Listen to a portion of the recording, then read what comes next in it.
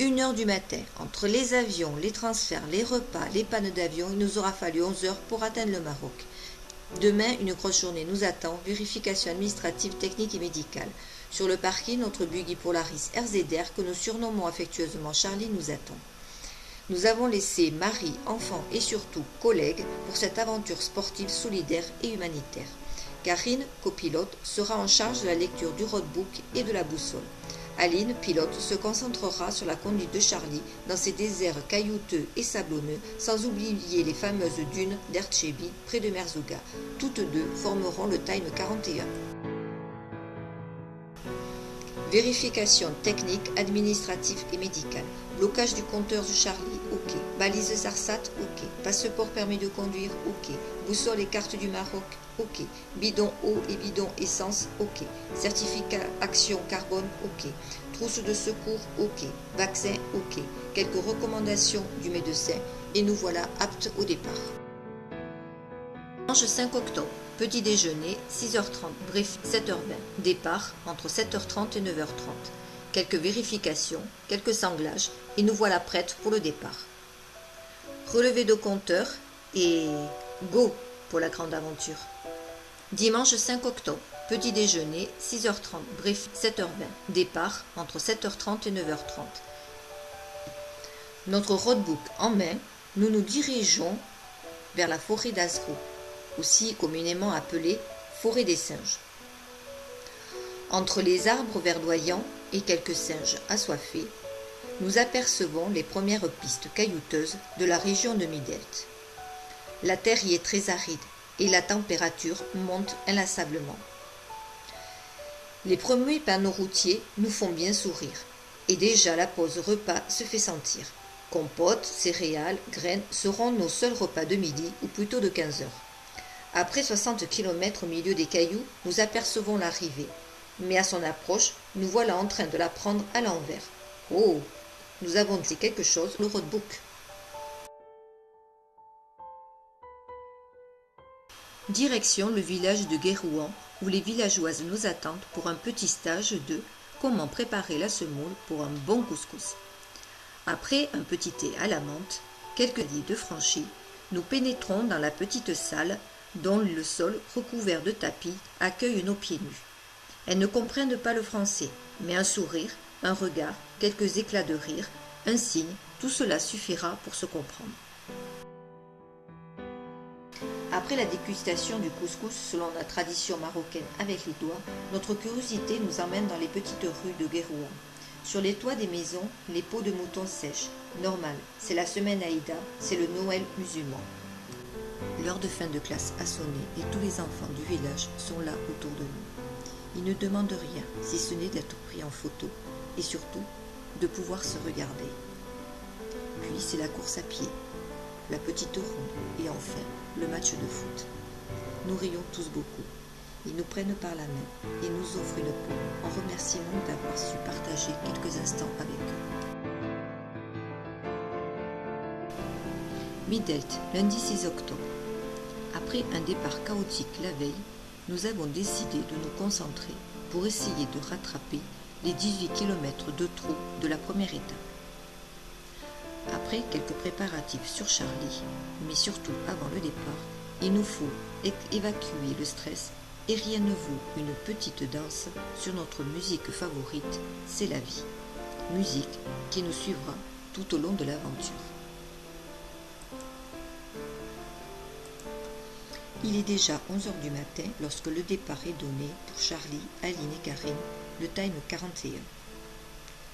Aujourd'hui, pas de verdure, pas d'arbres, seulement le désert. Des étendues à perte de vue. Des pistes qui se croisent dans tous les sens. Des cailloux et encore des cailloux. Après plusieurs kilomètres, nous voilà sur l'arrivée. Une petite pause chez Kiki en attendant que les autres quads et buggy ne passent l'arrivée. Il fait très chaud et l'ombre se fait très rare. Nous avons encore beaucoup de route à faire sur le bitume pour nous rendre sur le point de la deuxième rencontre solidaire. Pour cela, un convoi catégorie SSV est décidé.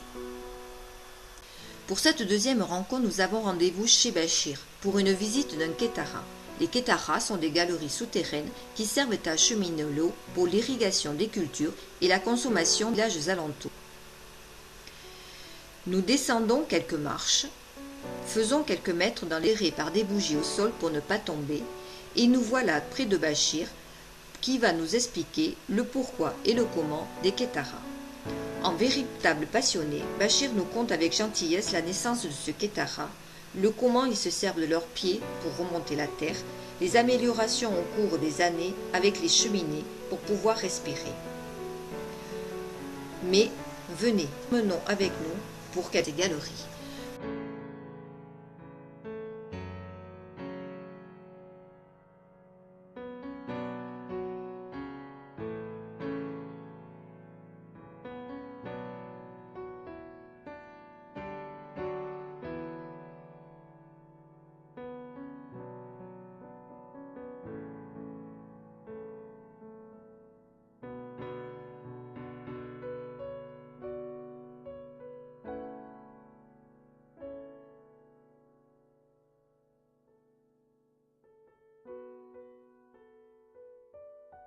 À la sortie du ketara, nous sommes accueillis sous la tente pour un petit thé à la menthe et quelques cacahuètes à grignoter.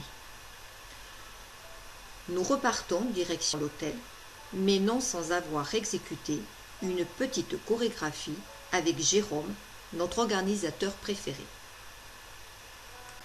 Étape 3, lever 6h30. Aujourd'hui, nous n'aurons qu'une demi-journée de rallye, car cet après-midi, nous serons sur El Bega pour l'action humanitaire à l'école du village.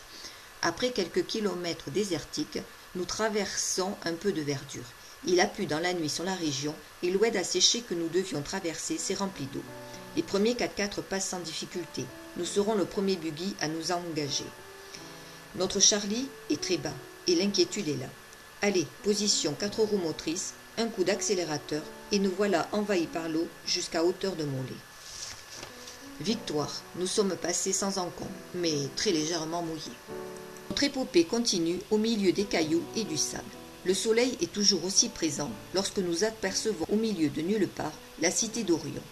Les difficultés vont commencer car une partie du parcours roadbook est dissimulée au travers d'énigmes. La première est de retrouver différents caps grâce aux étoiles. Nous montons au plus vite les marches de toutes les tours de la cité, récupérer ces fameux caps. Maintenant, reste à les positionner correctement sur la carte. En fait, chaque étoile correspond à une tour. Mais encore faut-il trouver comment positionner correctement la carte. À l'endroit, à l'envers, vue du ciel, le doute s'installe petit à petit. Mais il faut prendre des décisions et continuer notre chemin. Encore quelques kilomètres et quelques difficultés de parcours pour notre Charlie, et nous voilà en direction de l'escalier céleste, car il ne grimpe rapidement les marches pour récupérer l'avant-dernier cap qui nous mènera vers la spirale d'or, sorte d'escargot en colimaçon, où le dernier cap nous attend. Une photo pour la postérité, et nous rejoignons Charlie pour nous diriger vers le village d'El Bega.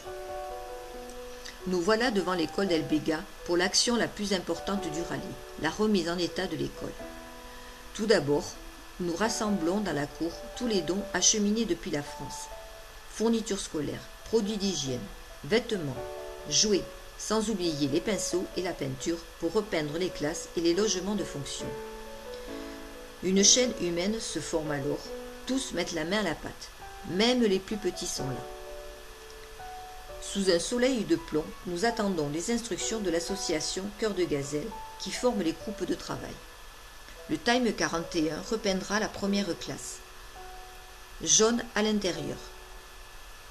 Rose à l'extérieur. Quelques enfants du village et quelques élèves de l'école revêtissent les combinaisons et viennent nous donner un petit coup de main. Dehors, des arbres seront aussi plantés, où un système d'arrosage a été installé par l'association Cœur de Gazelle. Les élèves sont tous réunis, leur regard émerveillé, leur sourire béat suffisent à effacer les longues heures de labeur sous un soleil de 40 degrés. Après quelques kilomètres, nous rejoignons le campement berbère où nous avons déjà passé une nuit. Avant le repas, une petite toilette s'impose, dans un décor quelque peu archaïque. Dans la salle de restaurant, la marraine du Cap Femina 4e édition, Hélène Ségara, est déjà là pour la séance photo. Le matin est déjà là, et nous voici devant les fameuses dunes d'Archebi, près de Merzouga. Il est occupé de Charlie. Dégonflage des roues, 500 grammes par pneu, ce qui permet une meilleure adhérence dans le sable et éviter le tankage. Un dernier coup d'œil sur le roadbook, sur la boussole, et nous voilà partis.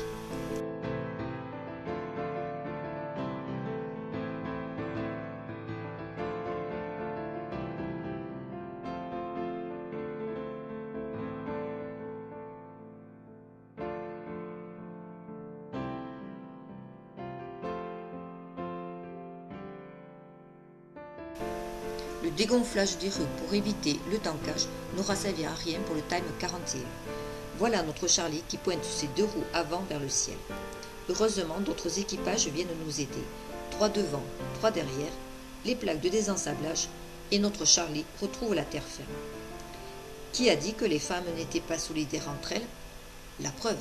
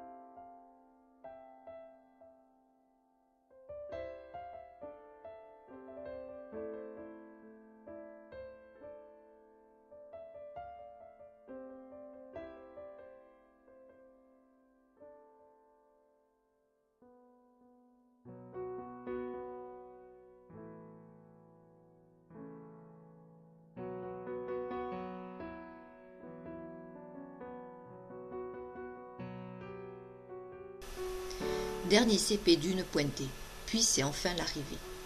Nous prenons la direction pour la dernière rencontre avec l'habitant. Pour cela, nous rejoignons un groupe de femmes qui tissent des paniers avec des feuilles de palmier. Il leur faut 1 semaine pour confectionner une pièce. Puis, les enfants nous initient au tissage pour fabriquer des animaux. Il plane une sensation de plénitude. Le temps semble s'être arrêté pour laisser place à un rêve. Le silence montre le grand intérêt que nous portons à cette rencontre.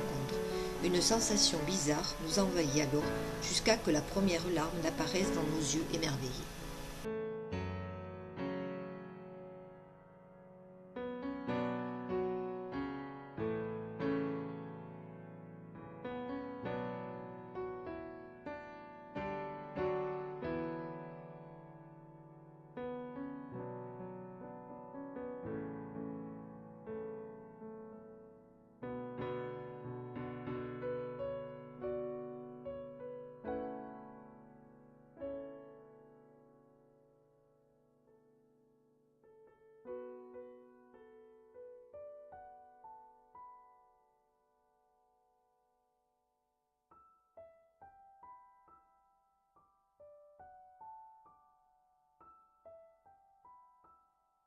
Rien ne peut remplacer ce moment, si ce n'est le regard d'un enfant.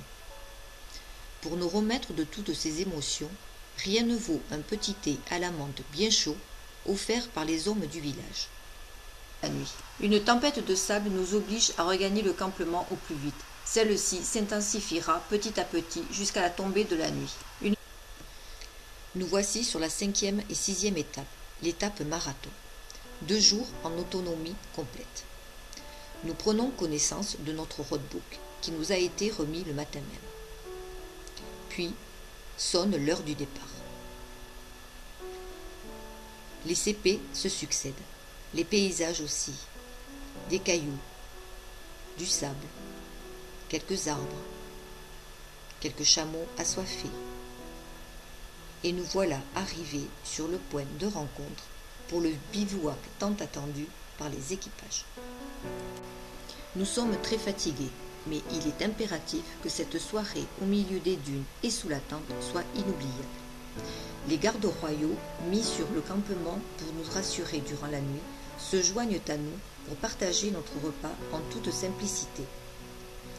Quelques mojitos, quelques verres de vin rouge, quelques verres de vin rosé, et nous improvisons la disco des airs. La musique retentit dans la nuit. Nos lampes frontales, mises position spot, éclairent nos visages. Nos pieds se mettent à danser au son des musiques marocaines. 5h30 du matin, les premiers équipages se réveillent. Malgré l'heure matinale, nous sommes de bonne humeur avant le petit déjeuner. Des habitants du village le plus proche ont fait des kilomètres pour nous faire la surprise du petit déjeuner dans les dunes. Tout y est, café, thé, orange, yaourt, gâteau. Deuxième jour du marathon et 6e étape. Le roadbook nous mène doucement vers l'arrivée finale. Nous ne réalisons pas encore, au milieu de ces paysages et de ce silence, que l'aventure va bientôt toucher à sa fin. Les dernières pistes, les derniers caps pris à la boussole, et nous apercevons enfin les drapeaux de l'arrivée. Les tambours retentissent au loin comme un dernier appel. 6 étapes d'avalée, des rires, des pleurs, tout se mélange dans nos têtes. Certaines, épuisées, tombent dans les bras de leurs coéquipières. Il n'y a plus rien à dire, juste regarder.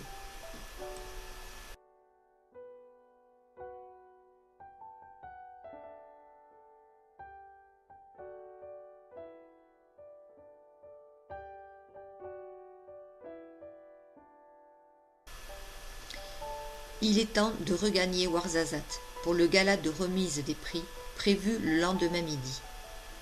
La route est longue, 2 heures, sur une route montagneuse. Dans la navette qui nous mène vers l'hôtel, plus un bruit.